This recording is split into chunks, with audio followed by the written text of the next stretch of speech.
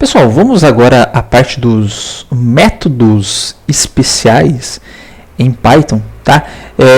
Eu diria que normalmente são métodos que são invocados sem você sequer saber que eles são invocados, tá? Como assim? Tá? Por exemplo, quando eu crio uma string, str1 igual a teste, né? Eu faço str2 igual a teste também, e aí eu vou colocar aqui um str1 igual str2, certo? Aqui retornou true, ou seja, ele fez uma comparação de duas strings, mas perceba o seguinte, string é objeto, né? str1, certo? Ponto. Uma série de métodos aqui, ou seja, uma string é um objeto, como a gente viu que todos os tipos básicos são objetos. Mas eu estou usando igual, é um operador de comparação, tá? Como é que ele está comparando dois objetos utilizando comparação? Tá? Como é que quando eu tenho um inteiro, eu coloco um maior, menor, ele compara se o objeto ele é maior ou menor que o outro? Tá? Como é que quando eu tenho uma lista, eu estou aplicando um for nessa lista e ele já vai me retornando a cada iteração o próximo elemento da lista? Tá? Como que isso está acontecendo por debaixo dos panos? Tá? Isso está acontecendo por debaixo dos panos por meio de um conjunto de métodos especiais do Python. Então, vou colocar aqui, ó, Python Special Methods. Tá? Special Method Names, pode ser esse daqui. Esse daqui não. Não é esse daqui não. Opa, esse daqui sim, tá? Data Models, Objects, Values and Types, tá? Você vir aqui para baixo. Vai descendo. Ele vai mostrar aqui uma série, ó, que ele está chamando de Special Attributes nesse momento, né? Lembra, inclusive a gente viu o name, tá? Tem outros aqui, ó, Models, Defaults, Globals, Dicts, e etc. Mas aqui para baixo.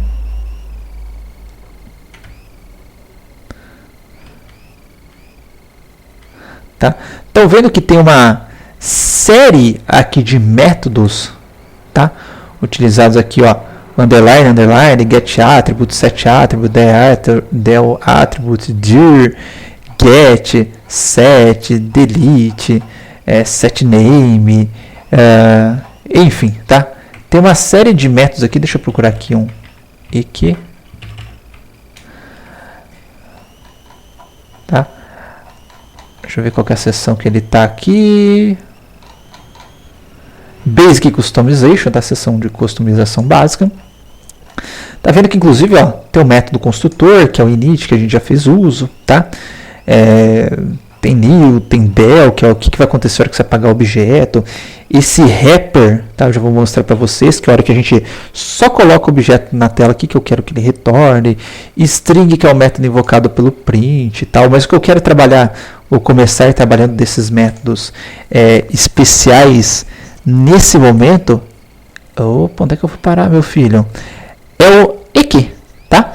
O eq, underline, eq, tá?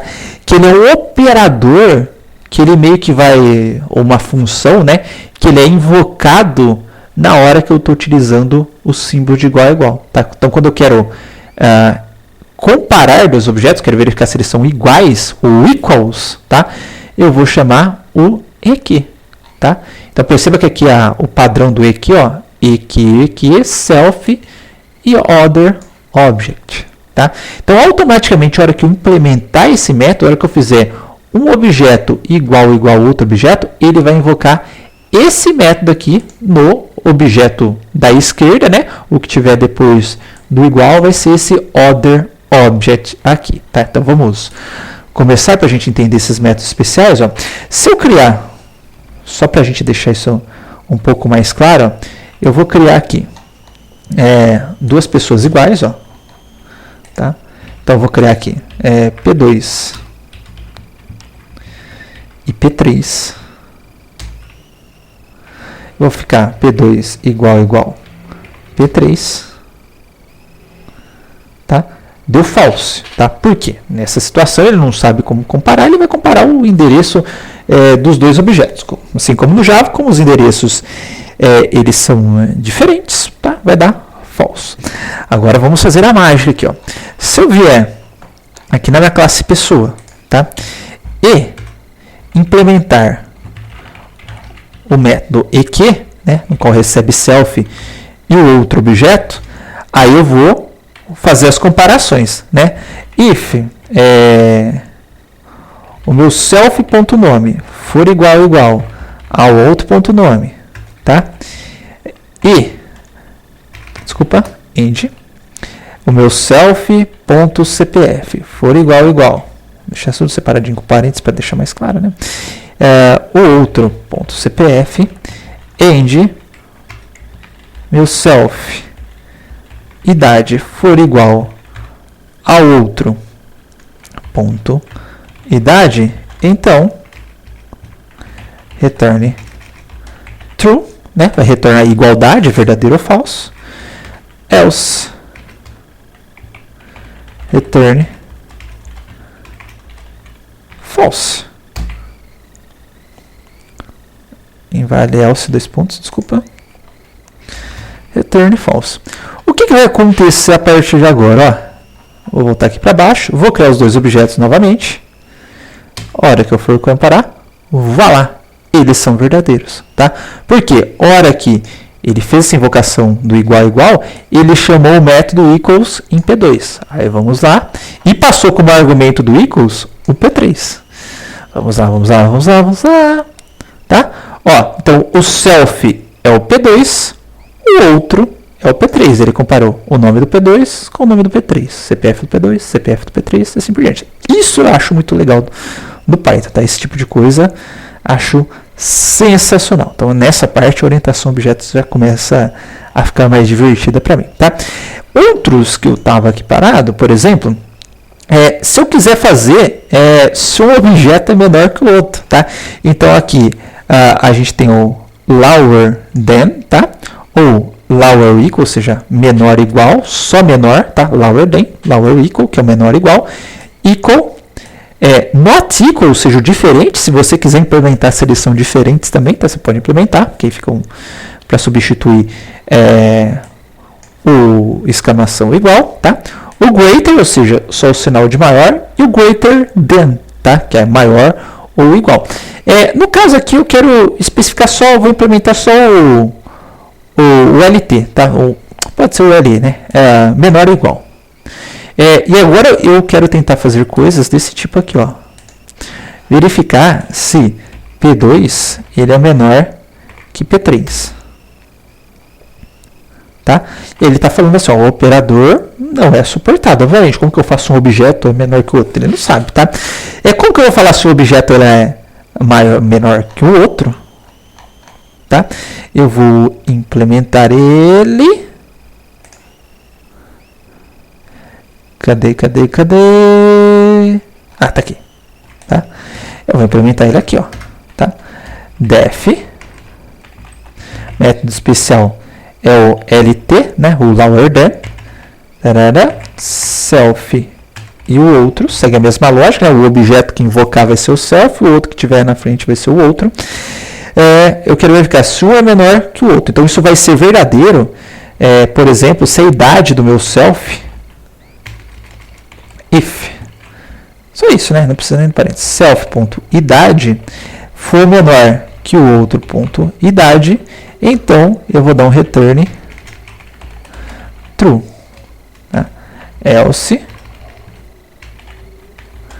eu vou dar um return false.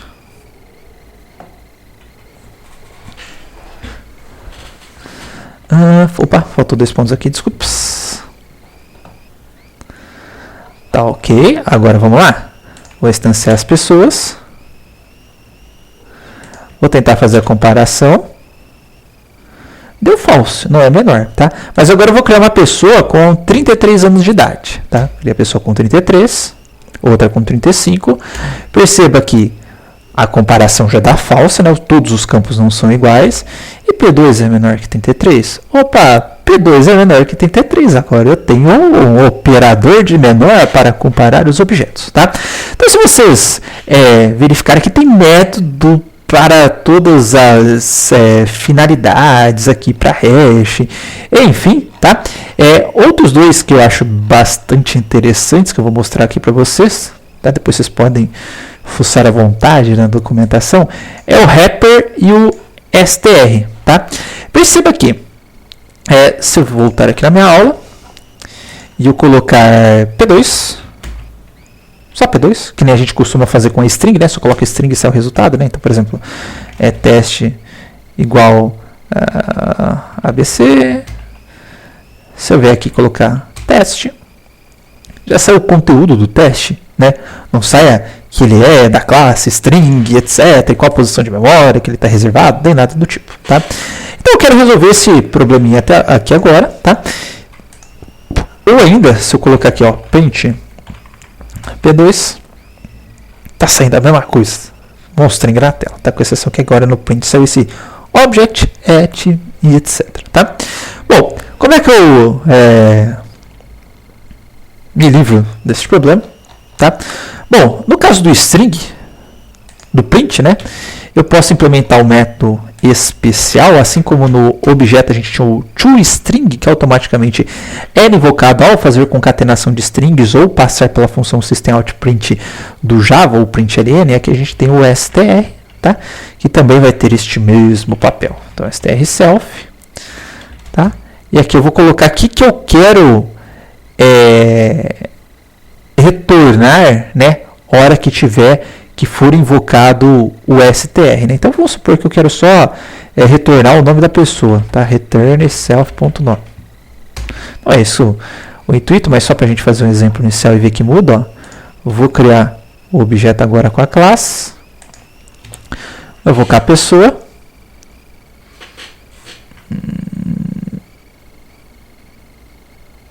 o CFL é complicado, né, meu querido? Self.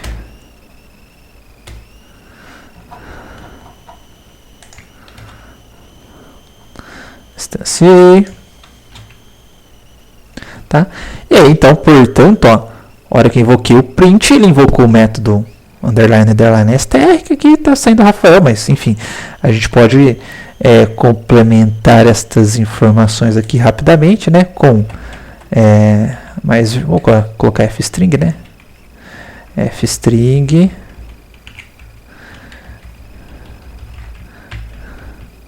self nome self CPF vírgula self idade,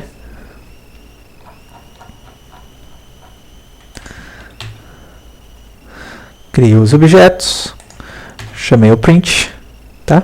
E agora está sendo o printzinho bonitinho, igual tem lá.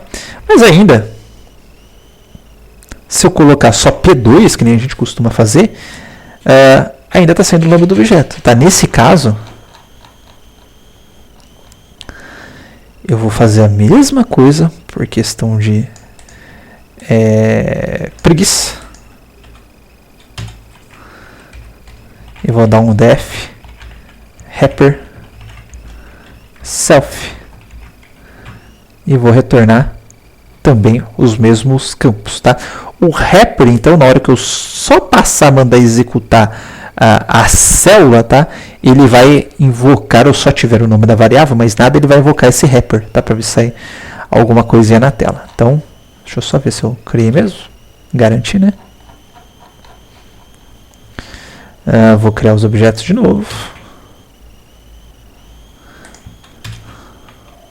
Tá? E agora tá saindo ele bonitinho na minha tela, tá? E se só tiver o wrapper, não tiver o str, tá? Então, para comentar múltiplas linhas no Python, 3 aspas, comenta múltiplas linhas, tá? Bom, vou executar de novo. Vou criar as pessoas. Ó, vou chamar o print P2. Olha que legal. e o str. Tá? Então, se não tem o str, mas tem o wrapper, ele chama o wrapper. Tá? Então, você não precisa necessariamente implementar os dois, você pode implementar um só dos dois, que já vai funcionar também. Tá? Então, dê uma olhada que tem muita coisa legal, principalmente essa questão aí de maior, menor, igual e etc. E é por isso que a gente, por exemplo, consegue ver se uma lista é maior que a outra, uma lista menor que a outra, uma lista igual, uma lista diferente. Enfim, é justamente pela sobrecarga ou implementação desses métodos especiais que serão chamados na hora que você fizer uso aqui de determinados operadores do Python. Beleza? Então essa é a nossa pincelada sobre métodos especiais, tá? Então, até mais.